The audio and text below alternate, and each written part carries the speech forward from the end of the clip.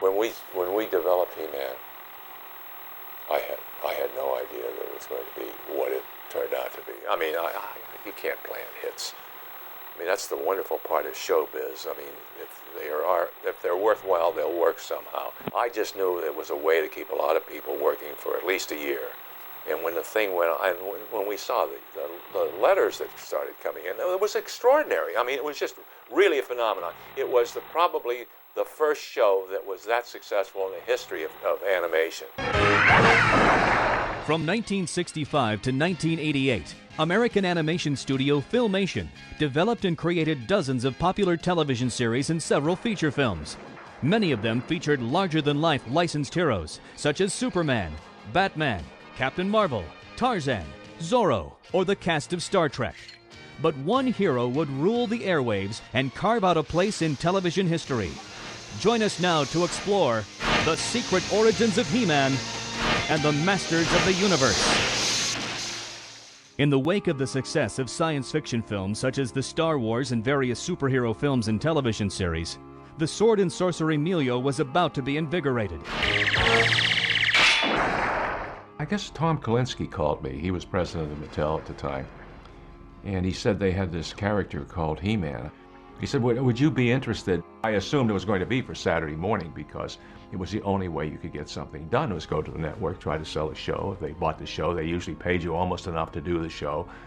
And then the foreign sales would make up the difference. And so I said, yeah, I'd like to do it. And I knew that we weren't going to be very busy. And I also knew that I was really getting to the place where it was so difficult to sell a network show and so unrewarding creatively that there had to be something else that would be done that could help the industry stay awake during those periods. After approaching ABC, CBS, and NBC in early 1982 and being turned down, Scheimer hatched a plan to sell He-Man and the Masters of the Universe into syndication as a first-run syndicated show, airing an unprecedented 65 new episodes on weekdays. He-Man not only was the first show that was produced 65 episodes in one season, it was also the first show to go in what was called first-run syndication. And this hadn't really been done before for cartoons, and it really created a new business, a whole new business model that frankly ended up evolving into the Nicks and the Disney channels and the Cartoon Networks that dominate children's television today. Prior to He-Man, there really wasn't original production that was made to be aired 5 days a week. It was only made for Saturday morning. So He-Man was breakthrough, not only in terms of its content, and not only in terms of the number of shows that were produced, but in terms of how those shows were broadcast. 65 allowed the stations to have 4 runs a year. And it was on a daily basis that they only had to show the show once every 3 months or something like that.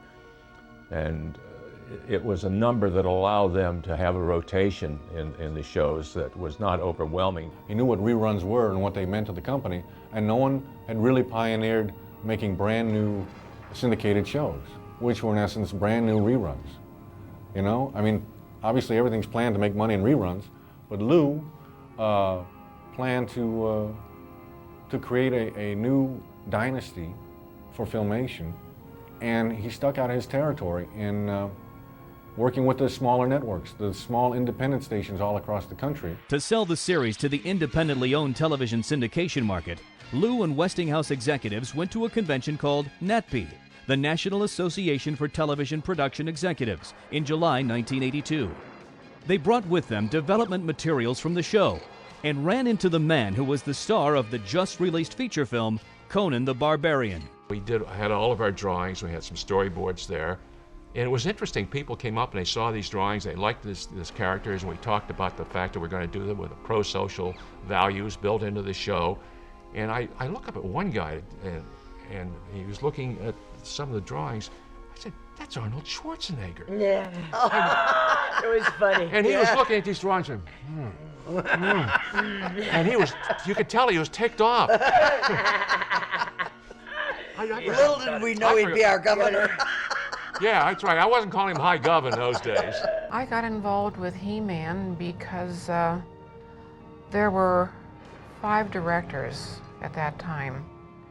And Lou came to me, Lou Scheimer, and said that they had to have a really quick, like 3 minutes of full animation to present to a trade show to sell the series. So we were in the middle of production on our other shows at the time, so Lou said, "You're going to do this after hours."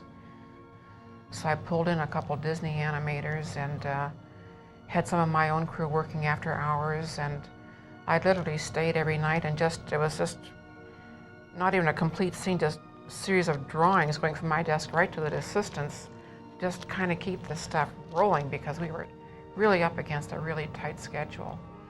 And we did it. They took it to the trade show and it sold the series. While the series was being sold into syndication, work had already begun in earnest on the series itself. But even as the Filmation crew prepared the world of Eternia to be unveiled to kids everywhere, Lou Scheimer was faced with some real-world concerns in the form of protests. This was coming off of the 70s, which was the most regulated era of children's television, where no violence was allowed, and this was all the result of Action for Children's Television, otherwise known as ACT.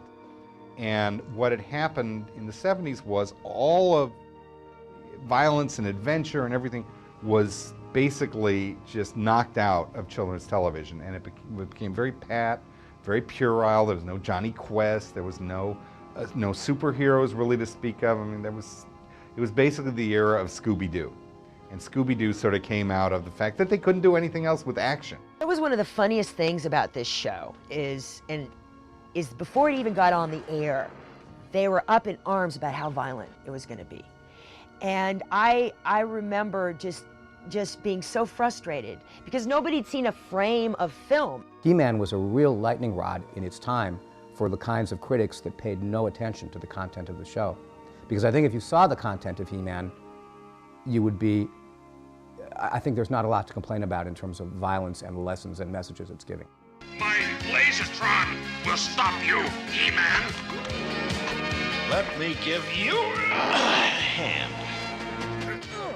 He-Man obviously was primarily an action show, but I think what differentiated it from others of its genre and why it has resonated for so long and so deeply is it was about family. It was about a family of characters that really cared about each other, and it had a moral tone. It had a lesson and a message that underlied all the action, and it also had comedy, and so you know, every episode had an action goal and a conflict that resulted in action.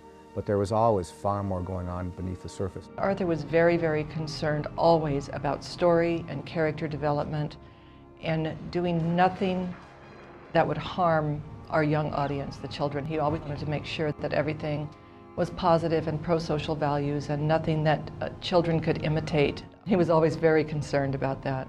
Very, very responsible. And in fact, we hired Don Roberts as a consultant to go over every story and make sure that there was nothing detrimental to children, everything had a pro-social value to it. I got premises and scripts from writers, and my job was to say, is there a concept in here that can be highlighted, emphasized, reshaped to teach children some kind of a pro-social message, some kind of element of character, some kind of element of behavior, something that we want our kids to know. And so my task was saying, here's the characters, they're a given. Here's the world, that's a given. Now it's the story, and how can I work with the story to emphasize the kinds of things that I would hope kids would learn. The approach I wanted to take with that program was that whatever the lesson was about is what the show should be about. Politics and the economic recession played a role in the development of He-Man, as the Federal Communications Commission made some major changes in policy. The United States was going through everything to try to increase, to get out of the recession. We had oil problems in those days, worse than we had now. And of course, this was one way to help stimulate the economy. So they thought that if they relaxed the FCC rules, they would be able to generate more income from the private sector. Relaxing the FCC rules allowed manufacturers to make their own programming, again, which they hadn't done since the early 60s when they used to fully own a whole television show. Even as Lou Scheimer was working out business deals and battling controversy, Arthur Nadell and Hal Sutherland were working with the writers and animators to explore the vast and varied world of Eternia. Interestingly enough, there was some confusion about the phrase Masters of the Universe. And I don't think Mattel or Filmation ever really was completely clear on who was being referred to in that phrase, whether it was the villains, whether it was the good guys, or whether it was both together. And I suspect there was probably some sort of shift or revision on that thinking, because my first script referred to the villains as the Masters of the Universe, and subsequent scripts referred to the heroes. But in my personal mind, as I think of it this day, they're all the Masters of the Universe. There's the good Masters versus the evil Masters. Together we defend Castle Grayskull from the evil Masters of the Universe. I remember going down to Hawthorne, to the Mattel offices, with a group of writers and producers for the show to see the He-Man dolls for the very first time. And we were taken into a room there, and the whole product line was showed to us, along with a lot of development artwork. And it looked very interesting. It looked like Buck Rogers, like Flash Gordon, a little bit of Star Wars, like a big amalgam of a lot of the fantasy movies of the day. Everything from a little bit of the Sinbad movies by Harryhausen right up to Battlestar Galactica and things like that. Spacemen, monsters, wizards, the whole thing. At the time that I wrote the pilot script, I believe we knew that the show was going forward. I think we knew it was a Go production, and we would have started to schedule how we were going to produce our scripts in a fashion that would allow us to produce 65 episodes in one season, which hadn't been done up until then. And I think the plan was to use a lot of freelance writers. We had a staff, and we did indeed expand the staff as we started He-Man, and hired other writers who were not there at the beginning. So it was a combination of using staff writers and a lot of freelance writers. I think He-Man probably used more freelance writers than any previous Filmation show, certainly more so than any of the shows that I'd been involved with previously. I first learned about He-Man when Arthur Nadell called me in to talk about it. He was going to be the producer and the story editor, and he said, we have a new show coming up. It's something that really hasn't been done before. Are you interested in writing episodes about it? I said, what, there's going to be like what, long commercials? No, we'll have real stories. Frankly, from a little girl on, I always loved superheroes. You know, Superman was my hero. And the next thing I knew, I was in a meeting. And there were about 10 of us around the table, and they were explaining what the concept was. I was the only woman in the room, and I understand I was the only woman writing these at all. But that was not an unusual situation back then. That was really how it went. And I enjoyed action adventures. I remember hearing that Filmation was working on this project with Mattel Toys, and that is based on some toy characters, some action figures they had. When I heard about it, I went looking, found a DC comic adaptation or early story, I think a couple of issues. Saw what the characters looked like. I looked in the toy store, saw what the characters looked like, and said, oh, this could be interesting. This could be really fun. The thing that was really exciting to me was that we were creating something absolutely new and different, and in a format that was new and different. One of the main things we were faced with in this project, once I had agreed to stay there to get the series rolling, was building a stock library that we had had before in our history. In order to do that, we had been over to Mattel, and they had introduced us to some typical models in makeup that they were going to tour around the country to promote the toys. And of course we couldn't use those. I went with an assistant from one gymnasium to another trying to find bodybuilders, both male and female, that would sort of fit the bill of He-Man, and we interviewed them. We tested them for agility, for jumping and rolling and twisting, so that they weren't just totally muscle bound. and we shot an extensive library. We did a storyboard on it first of the shots that we wanted, and we filmed this library about each character. And from there, we went ahead and had our layout artists and character design artists follow Mattel's designs. And then we started introducing the action, the talking pieces, and with He-Man there was a lot more action because of the situation, his character. That took a while, and we only had a few artists, as I said before, that were capable of drawing those figures. But once it was completed, it was a tremendous asset. I was calling every studio in town, and I wanted to get onto a series, and the He-Man series was gearing up. They needed a lot of people. I just called up, and they said, "Come on down, take a test." And that's how my He-Man story began. Keep your fangs to yourself, Beastman.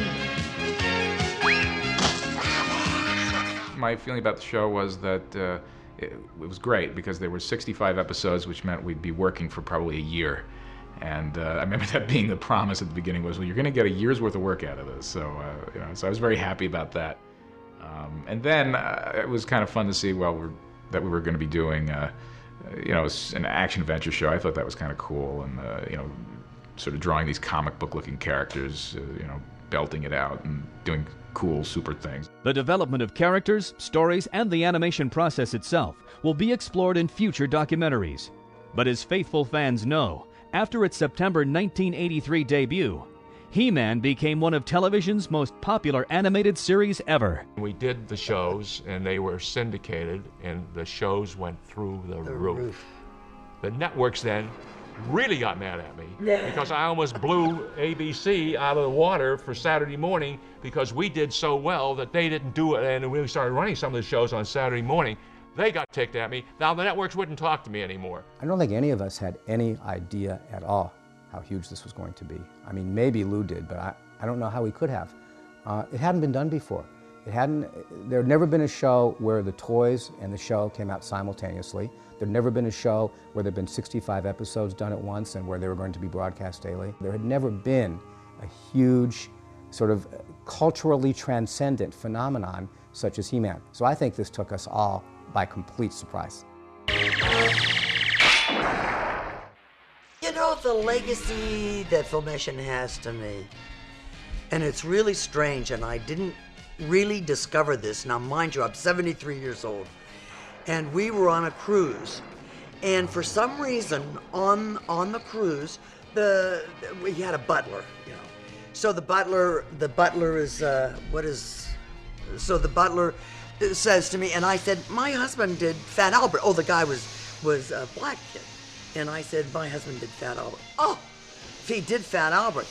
This butler told all the other butlers and all of a sudden, we were celebrities on that cruise. It was not a celebrity cruise, though. No, it wasn't.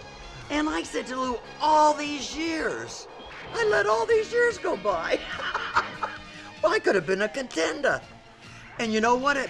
Now I stop people in the street. Yeah, sure. He did He-Man. Oh, yeah, he did He-Man. Yeah. She realized the power of knowing that there are people out there who saw these things, that appreciated them, whose lives had been somehow changed by them. And we used to, to me, the real satisfaction is knowing that the people who worked with us and the people who saw the shows both were better off, hopefully, as a result of having existed. We were around. You're just one of the better guys. I'm not as altruistic as he is. I like the perks. I like the perks. Good night, Jay. Good night, Jay.